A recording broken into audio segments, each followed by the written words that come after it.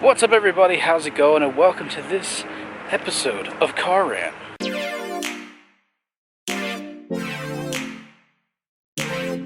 Alright, so we're back at the Eclipse. For those wondering what happened, why did we stop working on it, what went wrong? The short answer is the fact that the alternator in this car died and it caused a huge power drain and it was causing a lot of electrical issues. So we got another one, we're going to slap it in the car now. And as I was just telling Ian, my memory is not the best sometimes.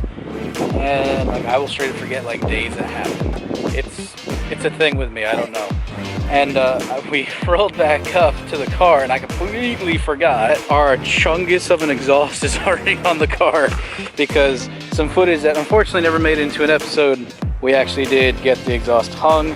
There is a section of the mid pipe missing, and that's what connects the actual engine block to the rest of this. So yeah, we're gonna have to get that sorted out and get that figured out and go from there. Are you ready for this? Because I am entirely ready to drive this car.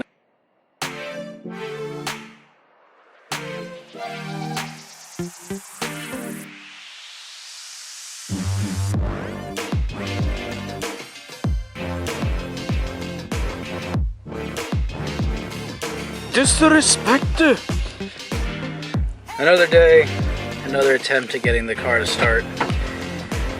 We are on our way now to go back to the church lot. We took 5 hours to get the alternator out because whoever designed the 420A should have been fired, because we had to pretty much remove the entire right side to get it out. We could not pull the axle because unfortunately our axle is seized, and unless we're buying a new axle we can't take the old one out. And because we're not buying a new axle, because the axle that's on there is still good, we had to pretty much remove everything else to move the axle to then pull the alternator. It's a dumb idea, it's a dumb way to do it, but it's what we had available to us, so whatever. Yep. The point is, now we're going to go wire it up, try and start it, and maybe pull some more wiring out of the car, because in case you guys didn't know, there's a lot of excess wiring in it that we want to help streamline and simplify. Eventually we'll go to a component sound system, but for now we're just going to roll with the wiring job that's in the car because it's a little simpler. So yeah, let's do this. Ian is going to be working under the car, getting the rest of the alternator stuff finished up, plugging in plugs, bolting things down, making sure that everything's tight and good to go. I will be inside the car today, getting some of the excess wiring from the previous sound system pulled out. We're going to start over with all that, especially now that I lost my head unit I had, which would have allowed me to go to the component system. I don't have the money to buy that same head unit again because it was kind of expensive, like $700 expensive. But yeah, by the way, it's time to send it and get this thing done. Yeah, whoever did, we will find it. At this point, I ain't even worried about trying to find it. I just want this car to drive so we can drive it for real this time. See, what's frustrating is we're so close, but so far still. Because all that's left, realistically, is this alternator bit.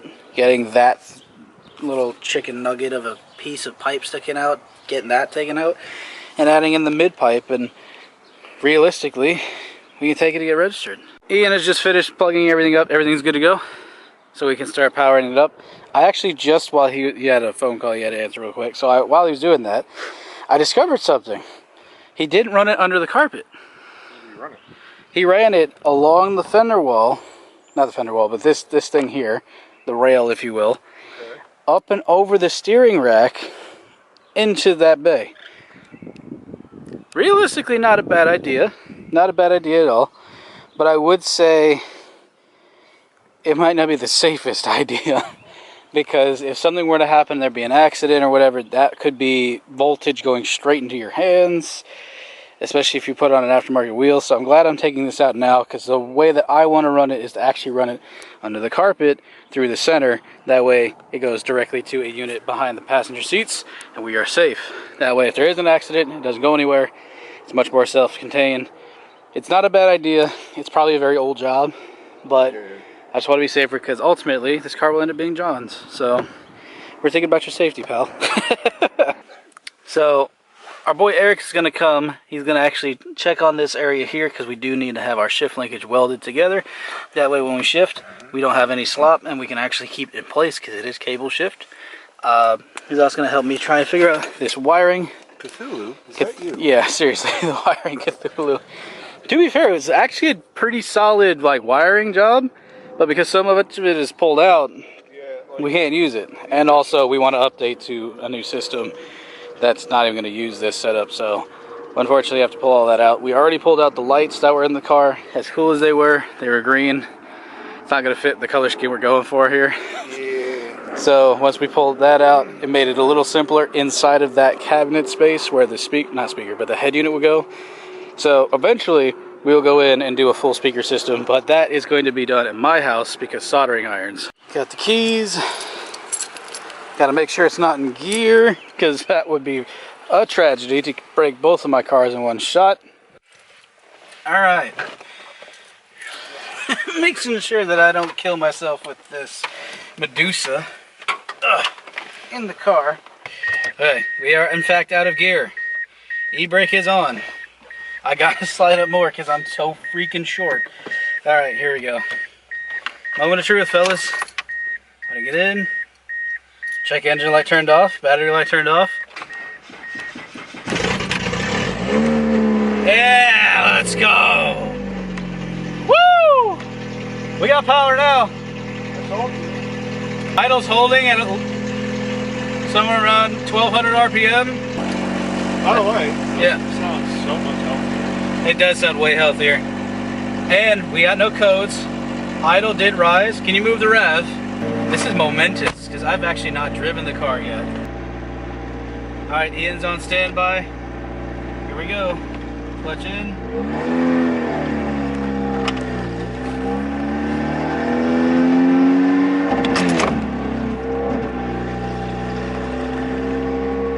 And look at that. The gauges work. Oh my god, the gauges work.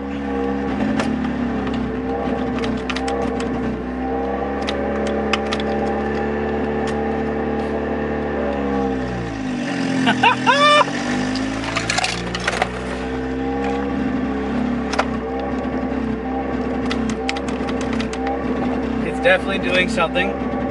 I'm not sure what that something is. But it is idling high. That's probably it trying to find back pressure. But like the speedo and the tach work. We also are not up to temperature yet, so we do not know if our coolant job worked. But so far, it's feeling kind of healthy. Oh god, those brakes. Woo! Guess what? I was right about the speedo and tach. They work now. I'm gonna do another lap. Listen for that stutter. That might be a cam sensor. I'm not sure yet.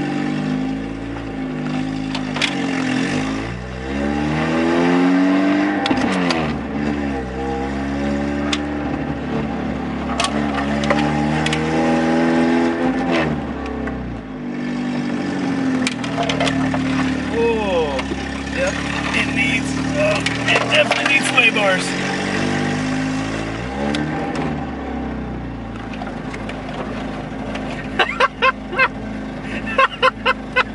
Yes! Woo! It finally lives! But I do not know why it idles like this.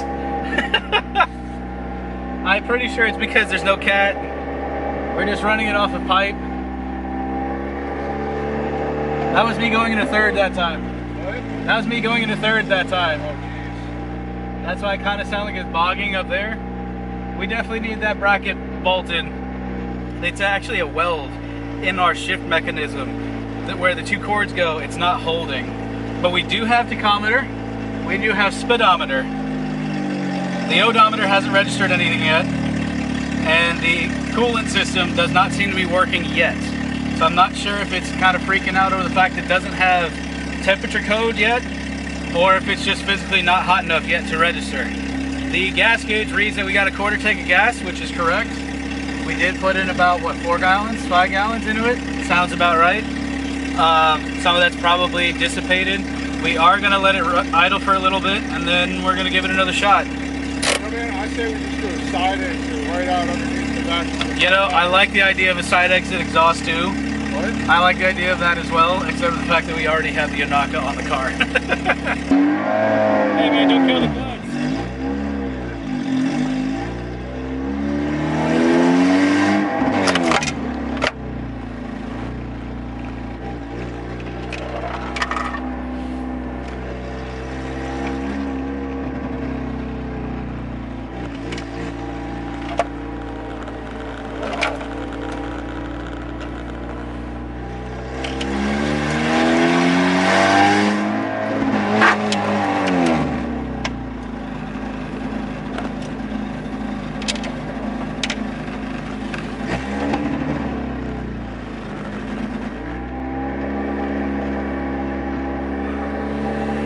You know what? I like it a lot better now.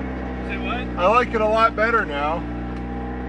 And it holds pretty good. It does. We just need that exhaust work done and it's definitely gonna go. Yep. Also, it doesn't smell like shrimp at all. Thankfully. So I think that we don't have to worry about that thing anymore. And look at it. It's at a cool 1,000 RPMs. As it should be. And if I let off the clutch, it's at a cool 1,000 I RPMs. know, it's not dropping. Has the temp gauge moved at all? Nope. Alright, so you'll have to fix the temp gauge. Alright.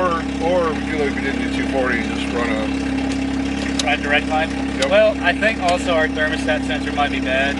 probably. Yeah. Yep. I'm definitely more used to Mitsubishi clutches than Ian. Because I can definitely start a little bit better than he does. So this is second gear. It could use a sway bar. I'm feeling that it could use a sway bar.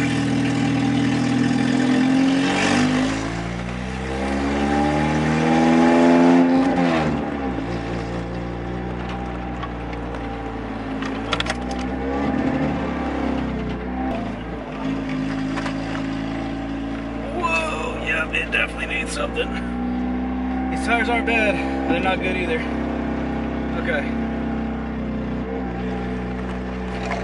Hey, Craig came out to say what's up.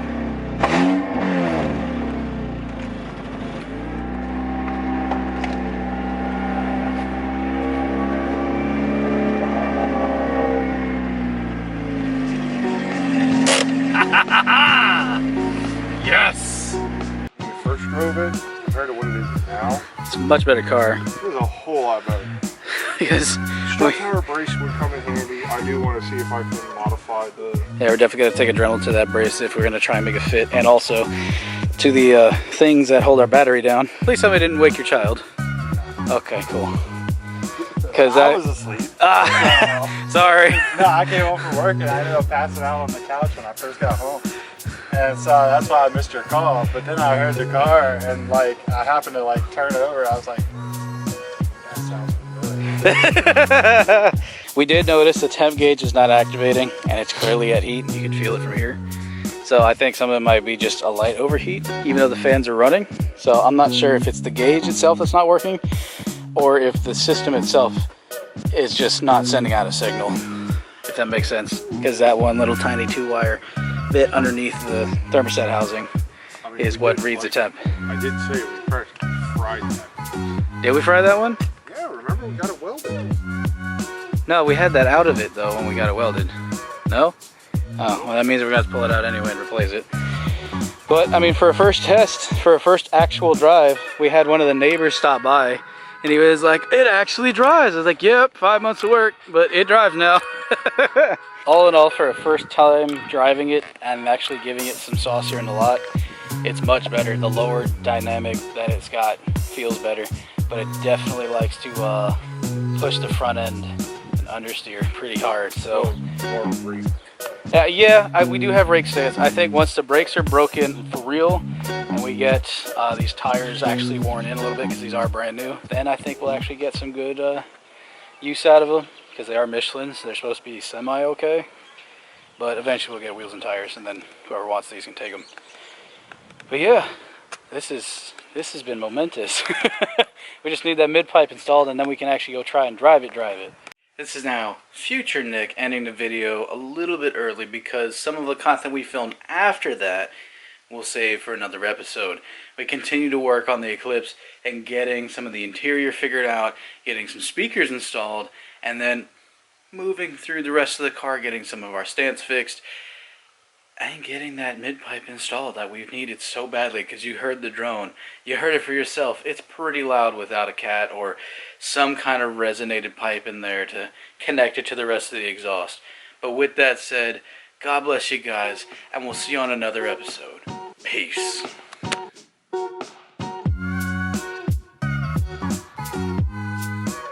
2020, it can be what it wants.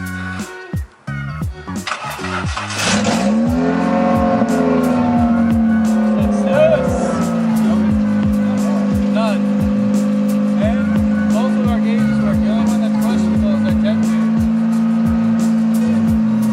There's no mid pipe. Yeah, it's just doubling straight out right here. Nice. Hey man, the carbon was rust prevention.